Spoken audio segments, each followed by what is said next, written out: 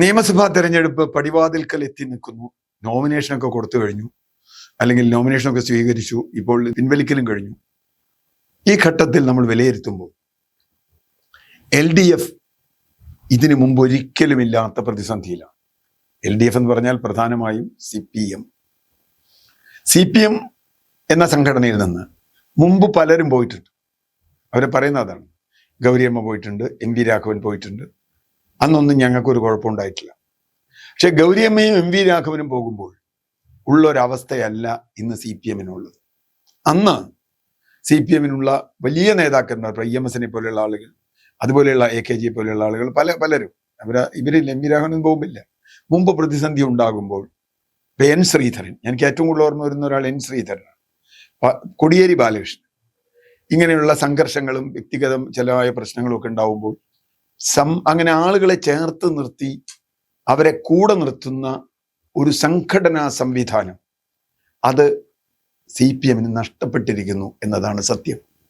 ഇപ്പൊ കോൺഗ്രസിൽ നിന്ന് ആളുകൾ പലരും പോയിട്ടുണ്ട്, പോയവർ തിരിച്ചു വന്നിട്ടുണ്ട്, ചിലരെ പുറത്താക്കിയിട്ടുണ്ട്, പല പ്രശ്നങ്ങളുമുണ്ട്. അത് കോൺഗ്രസ് ആണ്.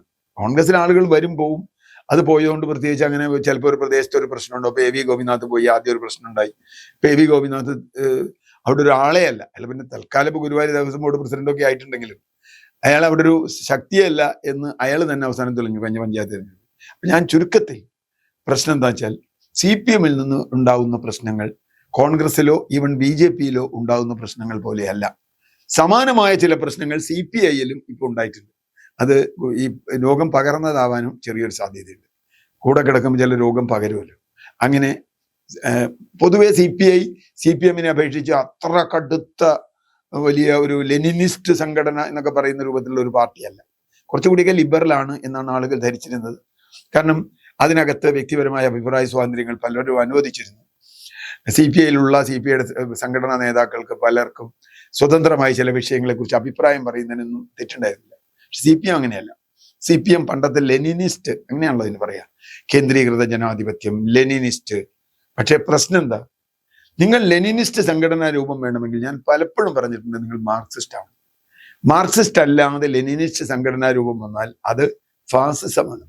എന്ന് പറഞ്ഞാൽ മുകളിൽ നിന്ന് പറയുന്നത് താഴേക്ക് അനുസരിക്കുക, അക്ഷരം പ്രതി അനുസരിക്കുക, മിലിറ്ററി ഓർഡർ പോലെ. അപ്പോ സാധാരണ പറയില്ലേ, പോളിറ്റ് ബ്യൂറോ മെമ്പർ മുതൽ ബ്രാഞ്ച് മെമ്പർ വരെ അതനുസരിക്കാൻ ബാധ്യസ്ഥരാണ് എന്നൊക്കെയുള്ള വലിയ വാചകടിക്കും. അങ്ങനെയുള്ള ഒരു പാർട്ടിയായിട്ടാണ് CPM ഇപ്പോഴും നിലനിൽക്കാൻ ശ്രമിക്കുന്നത്. അതിൻ്റെ ഒരു തകരാറ് ലോകം എങ്ങുമുള്ള കമ്മ്യൂണിസ്റ്റ് പാർട്ടിക്ക് സംഭവിച്ചൊരു തകരാറാണ്. ഈ കേന്ദ്രീകൃത നേതൃത്വം എന്ന് പറയുന്നത് കേന്ദ്രീകൃത ജനാധിപത്യം എന്നൊക്കെയാണ് അതിന് പറയുക. എന്ത് ജനാധിപത്യം എനിക്കറിയില്ല.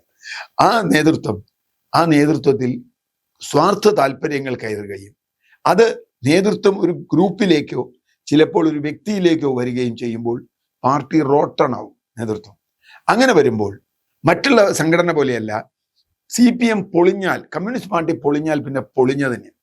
ഇപ്പോ കോൺഗ്രസ് പല സ്ഥലത്തും ഇലക്ഷൻ തോറ്റിട്ടുണ്ട്. UP-യിലൊക്കെ കുറെ കാലമായി ഭരണത്തിലില്ല, ബീഹാറിലില്ല, പല സ്ഥലങ്ങളിലുമില്ല, തമിഴ്നാട്ടിലില്ല.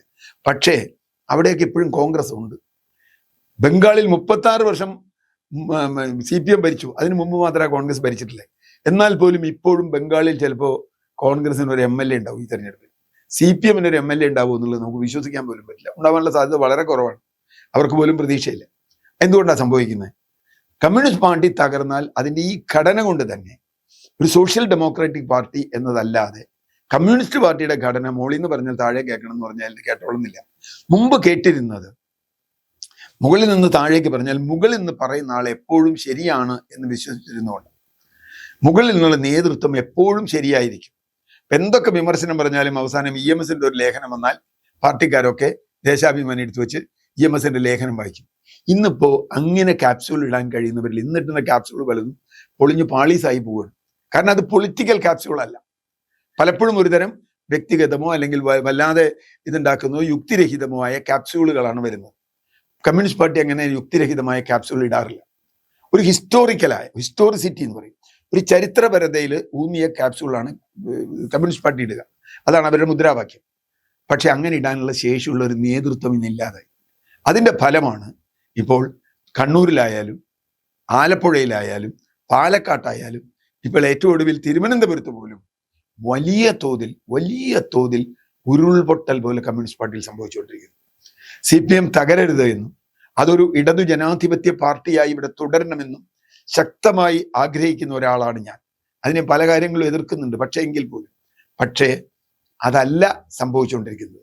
അങ്ങനെ ഒരു ജനാധിപത്യ പാർട്ടിയാവാൻ അവർ കഴിയുന്നില്ല. ഇന്നും പറയുന്നത് എന്താ? നേതൃത്വം തീരുമാനിച്ചാൽ ഞങ്ങൾ ചെയ്യും. അങ്ങനെയും ചെയ്യില്ല. അങ്ങനെ ചെയ്യണമെങ്കിൽ നേതൃത്വം ശരിയായി തീരുമാനം എടുക്കണം. അതാണ് കുഞ്ഞികൃഷ്ണനായാലും TK ഗോവിന്ദനായാലും G സുധാകരനായാലും S രാജേന്ദ്രനായാലും അല്ലെങ്കിൽ ഐഷ പോറ്റി ആയാലും അതുപോലെയുള്ള മുഴുവൻ ആളുകളും പറഞ്ഞത്. ഒരു കാര്യം നോക്കൂ, എത്ര MLA മാർ, പാർട്ടി MLA മാരായിരുന്നവർ പാർട്ടി വിട്ടുപോയി. ഇത് ചെറിയ പോക്കല്ല. ഏതെങ്കിലും ഒരു സ്ഥലത്തും MP രാഘവൻ പോകുമ്പോൾ കണ്ണൂർ കുറച്ച് ആളുകൾ അല്ലെങ്കിൽ വല്ലതും അവിടെ നിന്ന്. ഇതങ്ങനെയല്ല. കണ്ണൂരിനൊക്കെ വളരെ മുമ്പ് തന്നെ ഐഷ പോറ്റി വിട്ടുപോകുന്നു. നിങ്ങൾക്ക് വേണമെങ്കിൽ അത് പാർലമെന്ററി വ്യാമോഹം എന്ന് പറയാം. ആണ്. സുധാകരൻ വിട്ടുപോകുന്നു, പാർലമെന്ററി വ്യാമോഹം എന്ന് പറയാം. പക്ഷെ പാർലമെന്ററി വ്യാമോഹം ഇല്ലാത്ത ആരാന്നേ CPM ഇപ്പോൾ ഉള്ളത്? മുമ്പുണ്ടായിരുന്നു. ഒറ്റ ഉദാഹരണം പറയാം. 1957 അവിഭക്ത കമ്മ്യൂണിസ്റ്റ് പാർട്ടിയുടെ കാലത്ത് തൃശ്ശൂർ ജില്ലയിലെ സ്ഥാനാർത്ഥികളെ നിശ്ചയിക്കുമ്പോൾ, അന്ന് തൃശ്ശൂർ ജില്ലാ കമ്മിറ്റിയാണ് സ്ഥാനാർത്ഥികളെ പൊതുവെ നിർദ്ദേശിക്കുക. 10 സീറ്റ് പറ്റിയാണ് തൃശ്ശൂരിലെ. 10 സീറ്റുകളിൽ സ്ഥാനാർത്ഥികളെ നിർദ്ദേശിച്ചപ്പോൾ മണലൂർ മണ്ഡലത്തിൽ നിർദ്ദേശിച്ചത് KP പ്രഭാകരൻ എന്ന് പറയുന്ന തൊഴിലാളി നേതാവിനെയാണ്. തൊഴിലാളി മേഖലയിലൊക്കെ വലിയ ശക്തനായ അന്തിക്കാട്ടെ ശക്തനായ തൊഴിലാളി, ആർക്കോ ചോദ്യമല്ല. പക്ഷെ ആ കമ്മിറ്റിയിൽ അതിനെ എതിർത്ത ആൾ KP പ്രഭാകരൻ തന്നെയാണ്. സഖാവ് പ്രഭാകരൻ ആരാന്നറിയോ? KP രാജേന്ദ്രന്റെ അച്ഛനാണ്, മുൻമന്ത്രിയായി. അദ്ദേഹം തന്നെ എഴുന്നേറ്റിട്ട് പറഞ്ഞു, സഖാക്കളെ, മണലൂർ സീറ്റിൽ നിങ്ങൾ നിർദ്ദേശിച്ച സ്ഥാനാർത്ഥി ജയിക്കില്ല എന്ന് പറഞ്ഞാൽ ഞാൻ ജയിക്കില്ല, പകരമോ നമുക്ക് വേറൊരു സ്ഥാനാർത്ഥിയെ കൊണ്ടുവരാം. ആ കൊണ്ടുവന്ന സ്ഥാനാർത്ഥി അത് ഇടപെടണമെങ്കിൽ അച്യുതമേനോനോ EMS പോലെയുള്ള ആളുകൾ ഇടപെടണം. ആ സ്ഥാനാർത്ഥി സെന്റ് തോമസ് കോളേജിലെ പ്രൊഫസറായിരുന്ന ജോസഫ് മുണ്ടശ്ശേരിയാണ്. ജോസഫ് മുണ്ടശ്ശേരിയും EMSും തമ്മിൽ ചെറിയ വിവാദങ്ങളൊക്കെ ഉണ്ടായിട്ടുണ്ട്, സാഹിത്യ ചർച്ചകളൊക്കെ ഉണ്ടായിട്ടുണ്ട്. അതൊക്കെ കഴിഞ്ഞു. പക്ഷെ ഒരു ഇടതുപക്ഷക്കാരനാണ്, ഒരു പൊതുവെ പുരോഗമന ചിന്താഗതിക്കാരനാണ്. അദ്ദേഹത്തെ സ്വതന്ത്രനായി മണലൂർ മത്സരിപ്പിച്ചാൽ മണലൂർ ജയിക്കും എന്ന് KP പ്രഭാകരൻ നിർദ്ദിഷ്ട സ്ഥാനാർത്ഥി പറയുകയും ആ സ്ഥാനാർത്ഥി ഒഴിയുകയും ജോസഫ് മുണ്ടശ്ശേരി മണലൂരിൽ വരികയും അദ്ദേഹം ജയിക്കുകയും അദ്ദേഹം കേരളത്തിന്റെ വിദ്യാഭ്യാസ മന്ത്രിയാവുകയും കേരളത്തിന്റെ ചരിത്രത്തിൽ തന്നെ ഏറ്റവും നിർണായക പങ്കുവഹിച്ച വിദ്യാഭ്യാസ മന്ത്രി എന്ന അവസ്ഥ. ശിവൻകുട്ടിയെ പോലെയുള്ള വിദ്യാഭ്യാസ മന്ത്രിയല്ല, നയപരമായി കൃത്യമായി നിലപാടുള്ള വിദ്യാഭ്യാസ മന്ത്രിയാവുകയും കേരളത്തിന്റെ വിദ്യാഭ്യാസ നയത്തിന് അടിത്തറയിടുകയും പ്രത്യേകിച്ചും അധ്യാപകർക്ക് നേരിട്ട് ശമ്പളം കൊടുക്കുക തുടങ്ങിയ നിരവധി കാര്യങ്ങൾ എല്ലാം ജയിച്ചില്ല എങ്കിൽ പോലും കേരള എഡ്യൂക്കേഷൻ റൂൾസ് എന്നൊക്കെ നമ്മൾ ഇന്ന് പറയുന്ന അതിന്റെ അടിസ്ഥാന ശിലയിടുകയും ചെയ്തു. അത് ഞാൻ ഇത് പറയാൻ കാരണം, ഇന്ന് അങ്ങനെ ഒരു പഞ്ചായത്ത് വാർഡിൽ പോലും പറയാൻ കഴിയുന്ന എത്ര സഖാക്കൾ ഉണ്ടാവില്ല. തോൽക്കുന്നുള്ളതുകൊണ്ട് പരമ തോൽവിയാവുന്നുള്ള ഇടത്ത് പോലും ഞാൻ നിന്നാൽ ജയിക്കും എന്നാണ് സഖാക്കൾ വിചാരിക്കുന്നത്. കാരണം എന്താ? ഈ പാർട്ടിക്ക് പ്രത്യേകിച്ച് അത്രയൊന്നുമില്ല. പണ്ടാണെങ്കിൽ അങ്ങനെയല്ല. ഇത് കഴിഞ്ഞാൽ നമുക്ക് ജനകീയ ജനാധിപത്യ വിപ്ലവം, അത് കഴിഞ്ഞാൽ സോഷ്യലിസ്റ്റ് വിപ്ലവം, അത് കഴിഞ്ഞാൽ കമ്മ്യൂണിസ്റ്റ് വിപ്ലവം എന്നിങ്ങനെ ആവർത്തിച്ച് അടവ് തന്ത്രം എന്നൊക്കെ പറഞ്ഞിരുന്നൊക്കെ നിർത്തി. ഇപ്പൊ എങ്ങനെയെങ്കിലും ഈ ഇലക്ഷൻ ജയിക്കുക എന്നുള്ളതാ. അതിന് എന്ത് വേണമെങ്കിൽ പറയാം. വർഗീയത പറയാം, വികസനം എന്നുള്ള രാഷ്ട്രീയ മുദ്രാവാക്യം പറയാം, ഞങ്ങൾ പെൻഷൻ കൊടുത്തു എന്ന് പറയാം. ഇങ്ങനെയാണോ ഒരു പാർട്ടി ജയിക്കേണ്ടത്? കമ്മ്യൂണിസ്റ്റ് പാർട്ടി അല്ല. കമ്മ്യൂണിസ്റ്റ് പാർട്ടി ഇങ്ങനെ ആയിരുന്നേയില്ല. ഇങ്ങനെയല്ല. ഇങ്ങനെ ആയാൽ അവർക്ക് ഭാവി പരിപാടിയൊന്നുമില്ല. ഒരു കോൺഗ്രസ് തന്നെയാണ്. കോൺഗ്രസ് ആയാൽ രാഷ്ട്രീയമായി കോൺഗ്രസിന്റെ പോലെ ആയാൽ സംഘടനാപരമായും കോൺഗ്രസിന്റെ പോലെയാവണം. എന്നാലേ പിടിച്ചെടുക്കാൻ പറ്റും. അല്ലെങ്കിൽ എന്ത് പറ്റൂ? ഉരുൾപൊട്ടൽ തുടങ്ങി. ഇപ്പൊ കണ്ണൂരിൽ TK ഗോവിന്ദൻ ഉന്നയിച്ച ആരോപണം എന്താ? PK ശ്യാമള യോഗ്യയാണോ അല്ലയോ എന്നുള്ള തർക്കത്തിനൊന്നും പ്രസക്തിയില്ല. ഗോവിന്ദന്റെ ഭാര്യ എന്നതുകൊണ്ട് PK ശ്യാമളയെ അവിടെ നിർത്തണോ? അദ്ദേഹം തന്നെ പറഞ്ഞല്ലോ, വനിതാ സ്ഥാനാർത്ഥിയാണെങ്കിൽ വേറെ ഓപ്ഷൻ ഉണ്ടായിരുന്നല്ലോ. എന്തുകൊണ്ട് സുകന്യയെ നിർത്തിക്കൂടാ? പാർട്ടി ജില്ലാ സെക്രട്ടേറിയറ്റ് മെമ്പറാണ്. സുകന്യയെ നിർത്തിക്കൂടാ? അവിടെ മുമ്പ് സ്ഥാനാർത്ഥിയായി ഇപ്പൊ തെരഞ്ഞെടുപ്പ് രാഷ്ട്രീയത്തിൽ നിന്ന് വിട്ടു നിൽക്കുന്ന ജെയിംസ് മാത്യുവിന്റെ ഭാര്യയാണ്. ആവാം, വിരോധമില്ല. അല്ലെങ്കിൽ ശൈലജ ടീച്ചർ എന്തിനാ പേരാവൂർക്ക് വിട്ടത്? ശൈലജ ടീച്ചർ ഇവിടെ സ്ഥാനാർത്ഥിയാക്കാമായിരുന്നല്ലോ. എന്തുകൊണ്ടായി വിട്ടു? ഇത്രയും ഉറച്ച മണ്ഡലമല്ലേ ശൈലജ ടീച്ചർക്ക് കൊടുക്കേണ്ടത്? ഈ ചോദ്യം ചോദിച്ചപ്പോഴാണ് ഗോവിന്ദൻ അനഭിമതനായത്. ഗോവിന്ദനെ അവിടുന്ന് ഗോവിന്ദൻ പറയുന്നത് ഈ കേന്ദ്രീകൃത ജനാധിപത്യമൊക്കെ അവിടെ നിൽക്കട്ടെ, ജില്ലാ കമ്മിറ്റിയും ജില്ലാ സെക്രട്ടേറിയറ്റും മണ്ഡലം കമ്മിറ്റിയും കൊടുത്ത പേരുകളൊക്കെ മുക്കി, ഈ ഓപ്ഷൻസ് ഒക്കെ മുക്കി സംസ്ഥാന സമിതിയിൽ ഒരു പേര്, അതാണ് മുഖ്യമന്ത്രി പിണറായി വിജയൻ പറഞ്ഞ്, സംസ്ഥാന സമിതിയിൽ ഒരു പേരേ വന്നുള്ളൂ. ശരിയാ, അതന്നെയാ ടി കെ ഗോവിന്ദനും പറഞ്ഞേ. സംസ്ഥാന സമിതിയിൽ ഒരു പേരേ വന്നുള്ളൂ. ജില്ലാ സെക്രട്ടേറിയറ്റും ജില്ലാ കമ്മിറ്റിയും നിർദ്ദേശിച്ച 3 പേരുകൾ, വനിത ആയിക്കോട്ടെ, 3 വനിതകളുടെ പേരുകൾ പോയി. അതിലൊന്ന് ശ്യാമളയായിരുന്നുള്ളൂ. ശരിയാ, ശ്യാമള എതിർപ്പുണ്ടായിരുന്നു. അപ്പോ ഇത് കേന്ദ്രീകൃത ജനാധിപത്യത്തിന്റെ ദുരിത അത് ഇങ്ങനെ വന്നാൽ. അതുപോലെ തന്നെയാണ് കുഞ്ഞികൃഷ്ണന്റെ കാര്യം. ഒരു പാർട്ടി സഖാവിനെ സംബന്ധിച്ചിടത്തോളം ഏറ്റവും വിഷമം പിടിച്ച ഒരു കാര്യം, ഏറ്റവും ദുഃഖമുണ്ടാക്കുന്ന കാര്യം, അവർ സാമ്പത്തികമായി ലാഭമുണ്ടാക്കുന്നു, അതിനുവേണ്ടി രക്തസാക്ഷി ഫണ്ട് വരെ വെട്ടിക്കുന്നു എന്നാണ്. അദ്ദേഹം കണക്ക് സഹിതം പുറത്തു വിട്ടില്ലേ? ജില്ലാ സെക്രട്ടറിക്ക് ആ കണക്കിന് കൗണ്ടർ ചെയ്യാൻ കഴിഞ്ഞു. ആകെ കൗണ്ടർ ചെയ്ത് എന്താ? ഇയാൾ വർഗവഞ്ചകനാണ്, കള്ളനാണ്, അധികാരമോഹിയാണ്, പാർലമെന്ററി വ്യാമോഹമാണ്. അതൊന്നും അല്ലല്ലോ ചോദ്യം. നിങ്ങൾ രക്തസാക്ഷി ഫണ്ട് പിരിച്ച പണം, അതിന്റെ കണക്ക് എന്ത്? അപ്പൊ അദ്ദേഹം പിന്നെ ഇല്ലാത്ത സംസ്കൃതമൊക്കെ പറഞ്ഞു. എന്താ? ബഹുജനങ്ങളോട് കാണിക്കും, പൊതുജനങ്ങളോട് കാണിക്കില്ല. ഇതെന്ത് ബഹുജനം, എന്ത് പൊതുജനം? അപ്പൊ ഇത്തരം ഈ ചോദ്യങ്ങൾ വന്നു. സുധാകരനെ സംബന്ധിച്ചിടത്തോളം, സുധാകരനെ 70 വയസ്സ് കഴിഞ്ഞപ്പോൾ 75 പാർട്ടിയിൽ നിന്ന് വയസ്സായി എന്ന് പറഞ്ഞ് പുറത്താക്കി. 80 വയസ്സ് കഴിഞ്ഞ ആൾ മുഖ്യമന്ത്രിയാവാൻ 3ാമത്തെ ചാൻസും മുഖ്യമന്ത്രിയാവാൻ നടക്കുന്ന ഒരു സ്ഥലത്താണ് സുധാകരനെ ഒഴിവാക്കിയത് എന്നതൊരു കാര്യം, നിരവധി പേരെ ഒഴിവാക്കിയത് എന്നതൊരു കാര്യം. അവിടെയാണ് കേന്ദ്രീകൃത ജനാധിപത്യം പറഞ്ഞത്. ചിലർക്ക് all are equal but some are more equal. ചിലര് എല്ലാവരും തുല്യരാണ്, പക്ഷെ ചിലർ കൂടുതൽ തുല്യരാണ്. ജോർജ് ഓർവെൽ പറഞ്ഞ വാചകം ശരിയാവുന്നത്. കമ്മ്യൂണിസ്റ്റ് പാർട്ടിയെ കുറിച്ചും സോവിയറ്റ് യൂണിയനെ കുറിച്ചുമാണ് അത് പറഞ്ഞത്. ഇവിടെ സംഭവിച്ചതല്ലേ? അപ്പോൾ സുധാകരനോട് അത് കാണിക്കുകയും എന്നിട്ട് സുധാകരനെ അങ്ങേയറ്റം അവഗണിക്കുകയും ചെയ്തു. അപ്പൊ ഞാൻ ഒറ്റ ഉദാഹരണം പറയാം.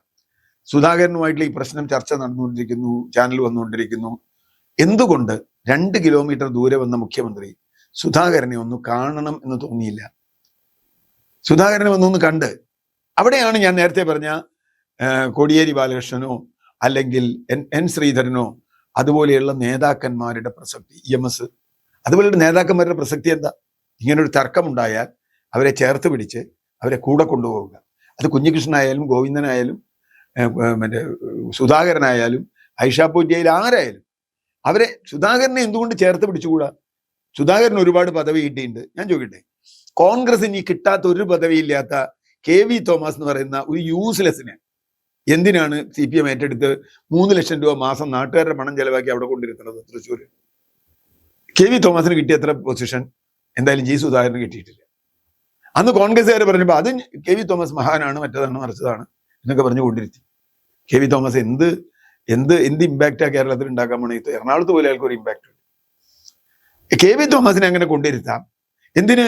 AV ഗോപിനാഥ് എന്ന് പറയുന്ന കോൺഗ്രസ് റബലിനെ മുഖ്യമന്ത്രി നേരിട്ട് ഇടപെട്ട് ഗുരുവായൂർ ദേവസ്വം ബോർഡ് ചെയർമാനാക്കാൻ കാണിച്ച താല്പര്യം പോലും 2 കിലോമീറ്റർ അപ്പുറത്ത് വന്നപ്പോൾ G സുധാകരൻ എന്ന് പറയുന്ന തന്നോട് ഏറ്റവും കൂടുതൽ അടുത്ത് നിന്ന സഖാവിനോട്, സഖാവെ ഇങ്ങനെ ചെയ്യരുത്, ഇത് വേണ്ട, നമുക്ക് പരിഹാരം ഉണ്ടാക്കാം എന്ന് എന്തുകൊണ്ട് പറഞ്ഞില്ല? അതാണ് ഞാൻ ഈ പറയുന്ന പാർട്ടി സംഘടനയിലെ ഗുരുതരമായ ദൗർബല്യം. ടി കെ ഗോവിന്ദനോട് പറഞ്ഞല്ലോ, സംഘടനാപരമായി വലിയ ദൗർബല്യത്തിലാണ്. പാലോളി മുഹമ്മദ് കുട്ടി അത് പറഞ്ഞല്ലോ. അദ്ദേഹം ഒരു തെരഞ്ഞെടുപ്പ് കൺവെൻഷൻ ഉദ്ഘാടനത്തിനാ പോയ മുഹമ്മദ് റിയാസിന്റെ. അവിടെ വെച്ച് പത്രക്കാരോട് അദ്ദേഹം പറഞ്ഞത് എന്താണെന്ന് മീഡിയയിലുണ്ടല്ലോ. എന്താ ചെയ്യാതെ? അവിടെയാണ് AK ബാലനെ പോലെ, തോമസ് ഐസക്കിനെ പോലെ, അല്ലെങ്കിൽ MM മണിയെ പോലെ ഒരു സംഘടനാ ബോധവും ഇല്ലാത്ത തരത്തിൽ തോന്നിയതൊക്കെ പറയുന്ന ആളുകളാകും. തോന്നിയതൊക്കെ പറയുക, ആളെ കൂടെ നിർത്താൻ കഴിയാതിരിക്കുക, രാഷ്ട്രീയം പറയാതിരിക്കുക, എന്നിട്ട് ഇത്തരത്തിലുള്ള ഗിമ്മിക്സുകൾ. ഇപ്പൊ വികസനം എന്ന് പറയുന്ന ഗിമ്മിക്സ്, വികസനത്തിന്റെ ഗിമ്മിക്സ് പറയുമ്പോൾ എനിക്ക് ഓർമ്മയുള്ളത് ചന്ദ്രബാബു നായിഡു എന്ന് പറയുന്ന പഴയ ആന്ധ്ര മുഖ്യമന്ത്രിയാണ്. അദ്ദേഹം വലിയ വികസനം പറഞ്ഞു. അദ്ദേഹം ഇലക്ഷന് തോറ്റുപോയി. എന്താ കാര്യം? രാജശേഖർ റാവു എന്ന് പറയുന്ന കോൺഗ്രസ് നേതാവ് തകർന്ന കോൺഗ്രസിനെ പുനരുജ്ജീവിപ്പിച്ച് അദ്ദേഹം ഈ വികസനത്തെ കൗണ്ടർ ചെയ്തു. ഇപ്പൊ ഈ വികസനത്തെ പലരും കൗണ്ടർ ചെയ്തുകൊണ്ടിരിക്കുക. ആരോഗ്യ മേഖലയിൽ നമ്മുടെ വികസനം ഇതൊക്കെ കൗണ്ടർ ചെയ്തുകൊണ്ടിരിക്കുക. അപ്പോ മുതലാളിത്തത്തിന്റെ പൂർണ്ണമായ രൂപത്തിലുള്ള വികസനം എന്ന മുദ്രാവാക്യം മുന്നോട്ട് വെച്ച് ഇവിടെ റോഡ് ഉണ്ടായില്ലേ, കെട്ടിടം ഉണ്ടായില്ലേ, കിഫ്ബി ഉണ്ടായില്ലേ, ആശുപത്രി കെട്ടിടം ഉണ്ടായില്ലേ, അവിടെ സ്കൂൾ നന്നാക്കിയില്ലേ? ഇതല്ല. ഇത് വർഗപരമായി തന്നെ മറ്റൊരു വശത്ത് നിൽക്കുന്ന സംഗതിയാണ്. പെൻഷൻ കൊടുത്തില്ലേ? പെൻഷൻ അവകാശമായിട്ട് കൊടുക്കുമോ? സർക്കാരിനെ പറഞ്ഞല്ലോ പെൻഷൻ അവകാശമല്ല, ഔദാര്യാണ്. പറഞ്ഞില്ലേ ഈ സർക്കാർ? കോടതി പറഞ്ഞില്ലേ ഔദാര്യാണ്, നാളെ വേണമെങ്കിൽ നിർത്താം, ഒരാൾക്കും ചോദിക്കാനില്ലേ പെൻഷൻ. അപ്പൊ ആ അർത്ഥത്തിൽ ഈ സംഘടനാപരമായി ഇവരെ കൂടെ നിർത്താൻ കഴിയാതെ വരികയും അങ്ങനെ. ഇപ്പൊ നോക്കൂ, വർക്കല V ജോയ് ആണ് അവിടുത്തെ കുറെ കാലമായിട്ടുള്ള MLA. അദ്ദേഹം ജില്ലാ സെക്രട്ടറിയാണ്. കേരളത്തിൽ ഒരു സ്ഥലത്തും MLA ജില്ലാ സെക്രട്ടറി ആയിരുന്നില്ല. മത്സരിച്ചാൽ പോലും സ്ഥാനം പുറത്താക്കും ചില സ്ഥലത്ത്. ഇപ്പോൾ പി ജയരാജന്റെയൊക്കെ സ്ഥാനം പോയത് അങ്ങനെയാണ്. പി ജയരാജനൊക്കെ ഉള്ളിൽ എത്രത്തോളം ബുദ്ധിമുട്ടുണ്ട്. ഷംസീറിനെ മറ്റാളുകളെയൊക്കെ 2 തവണ കഴിഞ്ഞപ്പോൾ മത്സരിക്കാൻ പറ്റും. ഷംസീറിന് വിട്ടില്ല. ഷംസീർ എങ്ങനെയാ കാണുക? വി ജോയിയെ വിട്ടതിനെതിരായിട്ടാണ് വി ജോയിയുടെ മണ്ഡലത്തിൽ പാർട്ടി ഏരിയ കമ്മിറ്റി മെമ്പറും ബ്ലോക്ക് പഞ്ചായത്ത് മെമ്പറുമായ ഒരു ആള് വന്നിപ്പോൾ BJP സ്ഥാനാർത്ഥിയായിട്ട് മത്സരിക്കുക. ഇനി CPM നിന്ന് S രാജേന്ദ്രൻ അടക്കം BJPയിലേക്ക് പോയ നേതാക്കൾ എത്രയാ? പണ്ട് അൽഫോൺസ് കണ്ണന്താനം എന്നൊരാൾ LDFന്റെ സിറ്റിംഗ് MLA, CPMന്റെ സ്വതന്ത്ര സ്ഥാനാർത്ഥി MLA ആയിരുന്ന ആൾ നേരെ BJPയിലേക്ക് പോയത് നമുക്ക് മറന്നു പോകാറായിട്ടില്ല. പാലങ്ങളാണ്, ബ്രിഡ്ജാസ്, അതായിരിക്കും, പാലമായിരിക്കും. ഇപ്പോൾ S രാജേന്ദ്രൻ എന്ന് പറയുന്ന ആൾ BJP സ്ഥാനാർത്ഥി. 7 MLAമാരാണ് ഇടതുപക്ഷത്തു നിന്ന്, സിറ്റിംഗും അല്ലാത്തതുമായിട്ടുള്ള ഇടതുപക്ഷത്തു നിന്ന് ഇപ്പോൾ എതിർപക്ഷത്ത് പോയി മത്സരിക്കുന്നത്. G സുധാകരൻ അടക്കം ഉള്ള ആളുകൾ, TK ഗോവിന്ദനെ പോലെ സമുന്നതരായ നേതാക്കൾ പോയി മത്സരിക്കുന്നു. ഇപ്പോൾ MLAമാരെ പറഞ്ഞാൽ PK ശശി പാലക്കാട് ഇതേപോലെയുള്ള പ്രശ്നമാണ്.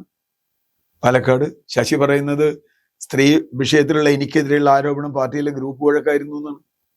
നമുക്കറിയില്ല, പാർട്ടിക്കാർ പറഞ്ഞു വരെ പുറത്തേക്കുള്ളൂ, തീവ്രത കുറവായിരുന്നു എന്നൊക്കെ പാർട്ടിക്കാരാണ് പറഞ്ഞു. ശശിയെ ഞാൻ സപ്പോർട്ട് ചെയ്യുന്ന ആളല്ല, ശശി ജയിക്കണം എന്നൊരാഗ്രഹം എനിക്കില്ല, അത് വേറെ കാര്യം. പക്ഷേ ശശിയെ വന്നു, PV അൻവർ അതിനു മുമ്പ് വന്നു, LDF MLA ആയിരുന്നു. അതിനുശേഷമാണ് അതിനു മുമ്പാണ് രാജേന്ദ്രൻ, ഐഷ പോറ്റി, G സുധാകരൻ, CPIയിൽ നിന്ന് സിറ്റിംഗ് MLA നാട്ടുകേലെ മുകുന്ദൻ, മൈക്കത്ത് അജിത്ത്, എത്ര പേരാണ് പഴയ MLA, പുതിയ MLA. കമ്മ്യൂണിസ്റ്റുകാരും BJPയും കോൺഗ്രസും ആവാൻ ഇരുട്ടി വെളുത്താ മതി എന്ന ഫിലോസഫിയിൽ നിൽക്കുകയാണ്. CPM നേരിടുന്ന പ്രശ്നം ഈ തെരഞ്ഞെടുപ്പിൽ ജയിക്കോ തോൽക്കോ എന്നുള്ളതല്ല. ജയിച്ചാലും തോറ്റാലും CPMന് അധികകാലം ഈ സംഘടനാ രീതിയുമായി മുമ്പോട്ട് പോകാനാവില്ല. ഇപ്പൊ കോൺഗ്രസിൽ ആരാണ് സ്ഥാനാർത്ഥി? CPMൽ ഒരാളെ ഉള്ളൂ. ഇതന്നെ തെറ്റല്ലേ ജനാധിപത്യത്തിൽ? CPMൽ ഒരാളെ ഉള്ളൂ, അവിടെയാണ് പ്രശ്നം. ആ ഒരാൾക്ക് കഴിഞ്ഞില്ല എങ്കിൽ വാദത്തിന് വേണ്ടി തെരഞ്ഞെടുപ്പിൽ തോൽക്കാം എന്ന് പറയാം. ഇനി തോറ്റില്ല, അദ്ദേഹത്തിന് ആരോഗ്യപരമായ പ്രശ്നമുള്ള ആളാണ്. അദ്ദേഹം അല്ല എങ്കിൽ ആരാണെന്ന് CPMലെ സ്ഥാനാർത്ഥി? ആ ചോദ്യം ചോദിച്ചാലോ പറയാൻ പറ്റുമോ? കോൺഗ്രസിൽ 4 ആളെ വേണമെങ്കിൽ കാണിക്കാമോ, അല്ലെങ്കിൽ 4 ആളെ കാണിക്കാം. പക്ഷെ CPMൽ ആ ചോദ്യം വന്നാൽ എന്തായിരിക്കും ഈ പാർട്ടിയുടെ ഗതി? ഇപ്പൊ തന്നെ മുഹമ്മദ് റിയാസിന് വേണ്ടി മറ്റ് പല നേതാക്കളെയും വെട്ടി എന്ന ആരോപണം അവിടെയുണ്ട്. ഇളമരം കരീം, ഷംസീർ, സ്വരാജ്, പലരെയും വെട്ടിയല്ലോ. അതിനുവേണ്ടി തന്നെ വെട്ടിയതാണ്. തൃപ്പൂണിത്തുറയിൽ സ്വരാജ് വരണമെന്ന് ഇവിടുത്തെ പാർട്ടി ആവശ്യപ്പെട്ടതല്ലേ? അത് പറ്റില്ല, സ്വരാജ് പറ്റില്ല, ഷംസീർ പറ്റില്ല. എന്നിട്ടോ കാരായി രാജനെയാണ് ഷംസീറിന് വരെ മത്സരിപ്പിക്കുന്നത് എന്നുള്ള വേറെ കാര്യം. നാളെ CBIയുടെ ഫസൽ വധക്കേസ് വിചാരണ നിന്ന് അയാളെ ശിക്ഷിച്ചാൽ അയാളെ MLA സ്ഥാനം പോകും. അപ്പൊ പ്രശ്നം ഇത് രാഷ്ട്രീയമായി വലിയ തോതിലുള്ള അപജയത്തിൽ CPM എത്തിയിരിക്കുന്നു. ഇത് പറഞ്ഞാൽ CPM സഖാക്കൾക്ക് വിഷമിച്ചിട്ട് കാര്യമില്ല, അതിനെപ്പറ്റി അറിയുന്ന സഖാക്കൾക്ക് അതറിയാം. അതുകൊണ്ട് CPMന് ഇലക്ഷൻ ജയിക്കോ തോൽക്കോ എന്നുള്ളതല്ല, CPM എന്ന സംഘടന അത് മാറി ജനാധിപത്യവൽക്കരിച്ച ഒരു സംഘടനയായി മാറാൻ അതിന് കഴിയുമോ എന്ന വലിയ ചോദ്യമാണുള്ളത്. അല്ലെങ്കിൽ അന്ത്യം വളരെ അടുത്ത് തന്നെയാണ്. ബംഗാളിലോ മുതൽ സോവിയറ്റ് യൂണിയനോ ത്രിപുരയിലോ ഒക്കെ ഉണ്ടായതുപോലെയുള്ള തകർച്ച കമ്മ്യൂണിസ്റ്റ് പാർട്ടിയെ കാത്തിരിക്കുന്നു.